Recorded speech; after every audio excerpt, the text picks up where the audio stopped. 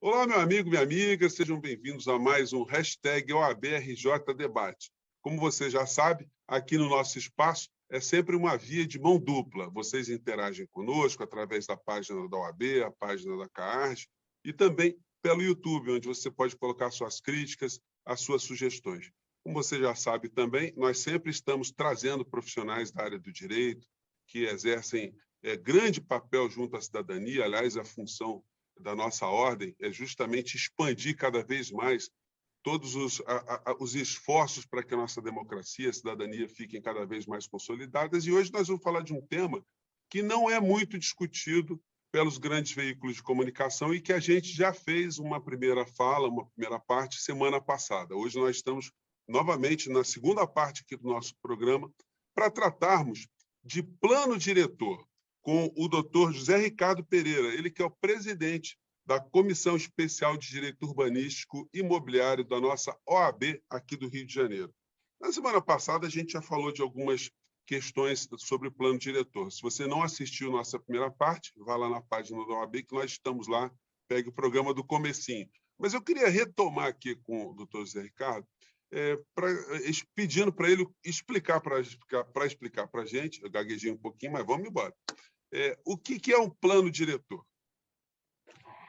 Bom, obrigado, Zé Fernando. Fico extremamente feliz com essa oportunidade da gente detalhar um pouco esse assunto, que, como você disse, é realmente muito importante para a cidadania como um todo, para a advocacia também, porque é um assunto com grande repercussão na atividade profissional, caso a coisa funcione de forma adequada, né?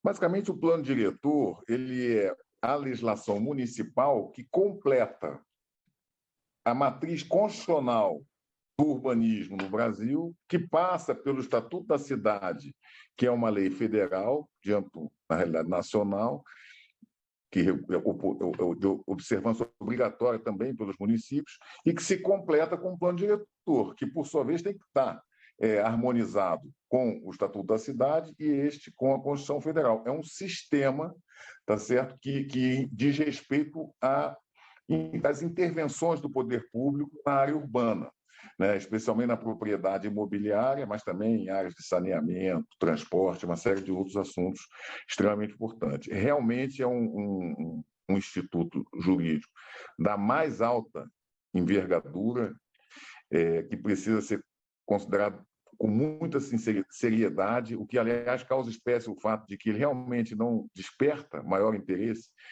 da grande mídia, né? Esse assunto deveria estar na ordem do dia, sendo discutido no detalhe na imprensa, por toda a sociedade civil, pela sua importância, pelo seu impacto no próprio dia a dia dos cariocas, no caso, na medida em que a gente está falando do plano do Rio de Janeiro, da cidade do Rio de Janeiro.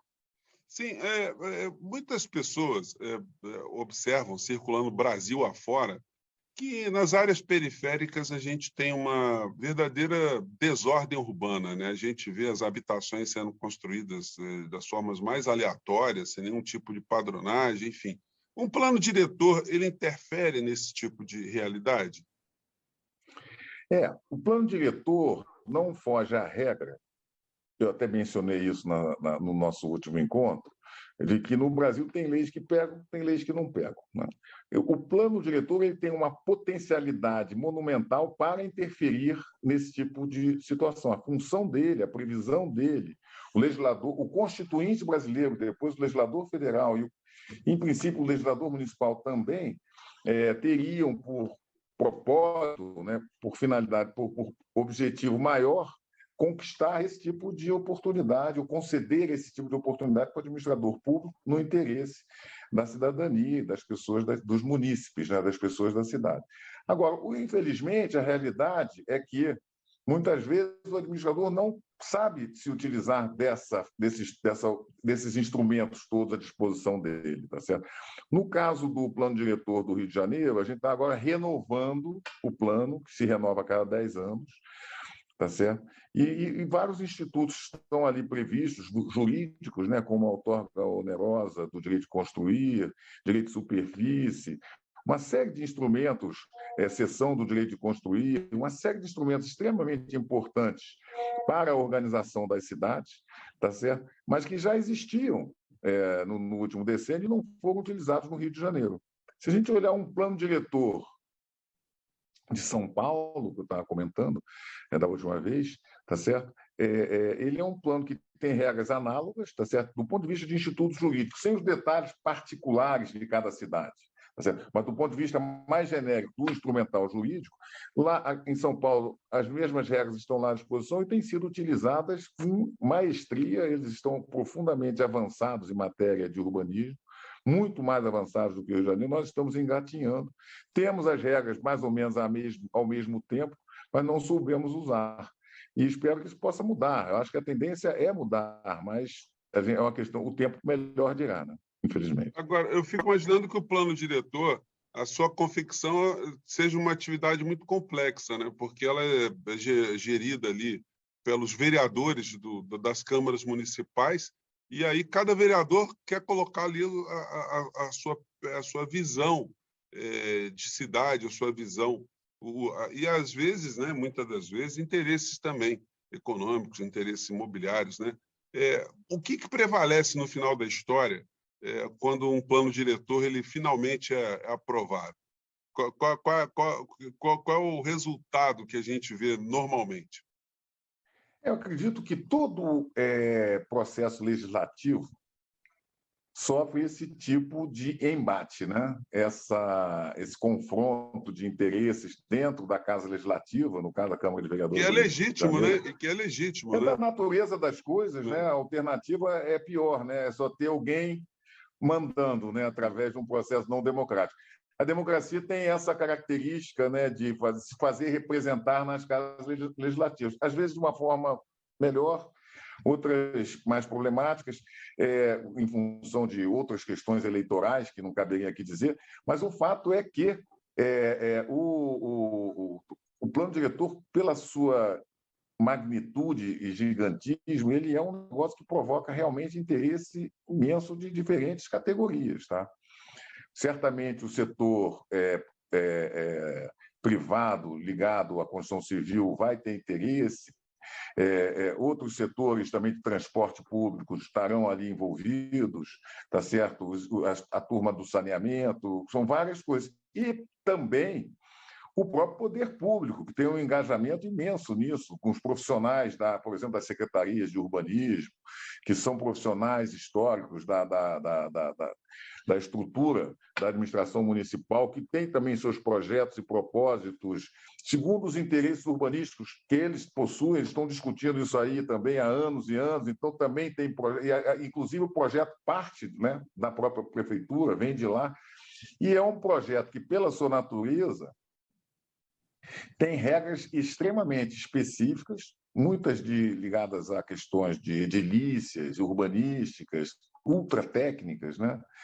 Complexas, né? Que são realmente coisas assim para os iniciados, né? Para discutir ali a qualidade dessa ou daquela, em que medida uma certa intervenção vai ter um impacto X ou Y. Por outro lado, tem também as regras gerais, né? Os instrumentos de política urbana, os propósitos, as diretrizes que estão lá sempre postas e que também são muito importantes. E ali, talvez, o advogado até tenha um trânsito maior e melhor no sentido para discutir como é que uma concessão urbanística pode ser útil, tá certo? Por exemplo, como é que é uma concessão urbanística? É um instituto ainda não desenvolvido no Rio de Janeiro. Tá certo? Não é aproveitado. Está lá em vigor desde 2011, né? Talvez desde 2001. Teria que ver o primeiro plano. Eu acho que também.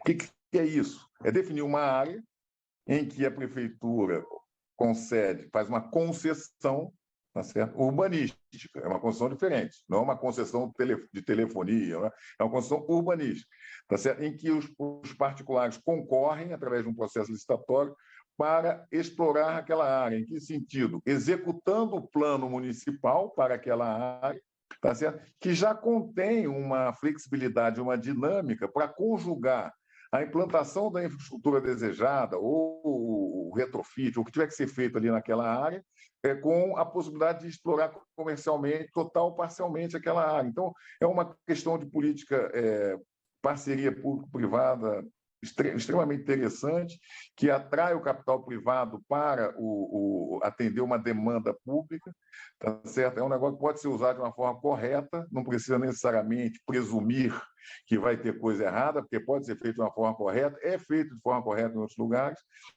e atende, em última análise, o grande maestro dessa operação, que deveria ser o munícipe, né? A pessoa que é a destinatária de todo esse esforço, seja da iniciativa privada, seja da iniciativa pública.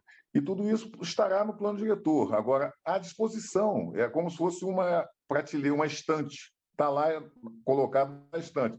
Se o administrador público vai pegar e utilizar aquilo, o que a gente pode dizer é que, no caso do Rio de Janeiro, isso não tem acontecido. Tá certo? Tivemos aquela experiência lá do Porto Maravilha, com a tentativa de CEPAC, que foi um insucesso total, um negócio que não funcionou. Tá certo? Foi o primeiro CEPAC do Rio de Janeiro, o primeiro e único. CEPAC é o certificado de potencial construtivo. Tá certo? Você vende o potencial construtivo de um lugar para outro, então você tem interesse em adensar aquela área, você dá mais potencial construtivo, mas tem que ser adquirido.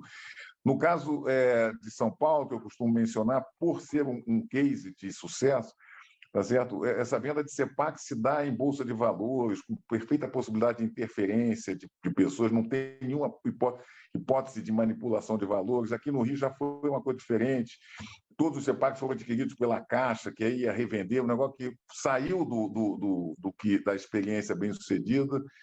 E, enfim, o negócio meio empacou ali, a gente não está dando muito certo. O que virá pela frente a gente não sabe ainda, não tem, certamente tem vários estudos em curso. A realidade é essa, voltando aqui, a gente tem no plano muita potencialidade de impacto na vida das pessoas. Tá certo? Sem um plano, é muito difícil ter esse nível de possibilidades. Tá certo? Porque realmente o plano ele gera novas ferramentas jurídicas. Tá certo? Agora, isto não basta para que haja esse impacto benéfico. Para que isso aconteça, é importante que a ferramenta jurídica seja usada. E no caso do Rio de Janeiro, isso ainda é uma expectativa. Ou seja, todas essas modificações, todas essas perspectivas, elas criam uma movimentação econômica, né? Porque o cidadão só vai empreender se ele tiver uma segurança jurídica. Uma vez tendo a segurança jurídica, e isso faz com que haja essa modificação de perfil da região, como a gente falou no nosso programa passado, né? Gera também um impacto econômico muito importante, né, doutor Zé Ricardo? Com certeza, eu acho assim, tudo que envolve a cidade, normalmente é uma questão de grande porte. Raramente você vai ter uma política urbana, uma decisão de intervenção urbana que tem um impacto pequeno. Sempre vai ser uma coisa de impacto de grande porte. Tá certo? E principalmente no caso da construção civil, por exemplo, se for alguma coisa que vai movimentar a máquina da construção civil, por exemplo, tá? Vamos requalificar urbanisticamente uma área, vamos rever toda a possibilidade de renovação do corredor cultural do Rio de Janeiro, pegar aquelas áreas históricas todas e fazer requalificar e retrofitar, etc. Isso tudo que envolve a construção civil gera emprego, produz muito imposto, tá certo? Emprego e imposto, faz circulação de riqueza. E pensando no advogado, né, que a gente tinha falado antes, muita demanda de serviço jurídico, porque tem toda uma questão do pequeno para o grande, né? Um pequeno prédio que está dentro de um conjunto de muitos prédios, cada pequena edificação vai ter que ter a sua assistência jurídica para verificar como lidar com isso, com aquilo. Então, é toda uma potencialidade virtuosa de desenvolvimento econômico e também com interesse social, dependendo da maneira como o administrador público direcione, né, a intervenção, porque ele é o chefe dessa operação, ele é o gestor, né? Ele é quem vai decidir o que vai ser feito, onde vai ser feito, como vai ser feito, tá certo? Qual é a melhor maneira de fazer. Ele ou seja, não precisa... para o advogado, absolutamente um mercado porque ele é indispensável no meio dessas transformações todas, tanto no ponto de vista administrativo, do ponto de vista da consultoria, como no contencioso também, né? Porque é inevitável que, diante de tantas transformações, não hajam conflitos. Aí o advogado ele tem um papel fundamental para mitigar e para ajudar, né? Terraplanar, já que a gente falou em construção civil, terraplanar o ambiente para as coisas evoluírem, né? Com certeza. Eu acho assim, do ponto de vista consultivo, por exemplo, só para dar um exemplo, uma situação que envolve recursos nesse volume, você vai ter desde questões de ordem societária, de organização dos capitais entre os diferentes agentes privados, fundos que vão ser constituídos, para poder, na verdade, aglutinar os recursos necessários a esse tipo de intervenção, tá certo? Passando pela questão propriamente imobiliária, tá certo? Como é que fica essa questão imobiliária? Tem outras questões registrais, como é que fica o registro, modificações de registro, tá certo? A aprovação de projetos na prefeitura, os singulares, né? Cada projeto que vai ter que ser aprovado. É realmente um negócio que gera serviço, demanda trabalho, tá certo? Produz riqueza, gera empregos e, finalmente, atende à demanda da população, seja no que diz respeito ao déficit habitacional, por exemplo, que deveria ser, talvez, né, a prioridade número 1 do gestor público, no caso do Rio de Janeiro, mas passando daí também para as outras questões de organização do centro da cidade, que é um local de trabalho, onde as pessoas trabalham, os escritórios estão lá, todo o serviço público também está lá, o poder, o judiciário, os notários, etc. Então, é realmente um negócio de grande envergadura, com uma potencialidade monumental de geração de vantagens, né, benesses para a população como um todo, tá certo? Geração de recursos, captação de tributos, enfim, é uma coisa muito importante. Eu só queria assim deixar assim essa ideia de que não é uma nova lei que vai permitir isso, porque a própria legislação que já existia permitia. Tá certo? Não foi feito. Vamos fazer um novo plano. Está lá o projeto de lei na Câmara de Vereadores. Virá de novo com essas mesmas ferramentas. Tá? Uma crítica aqui e acolá, vamos dizer que pode acontecer por exemplo, haver uma crítica, no caso do detalhe técnico que eu mencionei, por exemplo, de uma determinada área que deveria ter sido beneficiada, faltou interesse, visão social, aqui tem que tomar esse cuidado.